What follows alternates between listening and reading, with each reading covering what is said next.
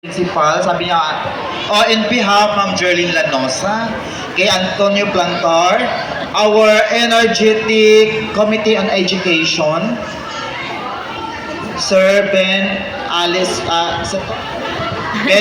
Webbs, our active and inspiring PTA President, Honorable Noraisa D. Pangulima,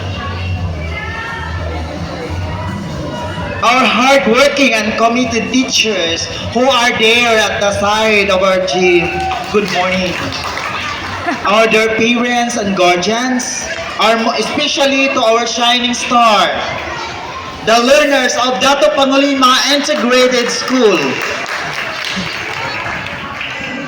Today is a celebration not only of achievements, but also journeys of waking up early for school, of late night studying, of learning from mistakes, and of rising again after failure. Recognition Day is not only about medals and certificates.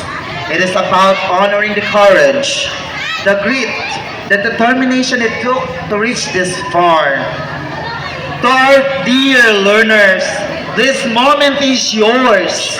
You are living proof that effort is never wasted and that dreams are always worth chasing. As the theme says, henerasyon ng pagkakaisa, kaagapay sa bagong Pilipinas. In English, generation of unity, mudol sa takadira kabasa, partners for the new Philippines. Man, dol jud no kadi ko kabasan mo. Okay, you are the part of the generation that carries the hope of this country. And unity, pagkakaisa, no? Pagkakaisa yun na siya. It starts with the respecting others, helping one another, and working together with something greater than yourselves. Sa daw nasabi saya. To our dear parents and guardians, your sacrifices do not unnoticed. The lunch is prepared, the uniform washed, the words of encouragement whispered late at night. You are the silent heroes beyond every medal your child receives today. To our dear teachers, hello, paminaw taon mo. Thank you for molding your minds with patience and perseverance. You don't just teach, you inspire, you guide, and you build a future beyond your own. As we move forward, dili backward ha, forward jud. May we are not just aim to be successful individuals, but responsible and compassionate Filipinos.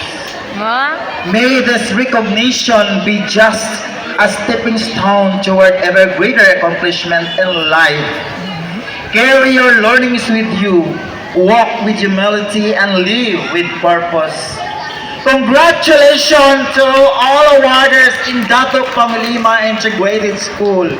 Padayon sa inyong paningkamot o hinaot nga ang inyong paningkamot karon mahimong pundasyon sa mas maayong malinawon o malungtarong kaugmaon. Mabuhay ang kabataang Pilipino! Mabuhay ang Dato Pangulima Integrated School! Thank you.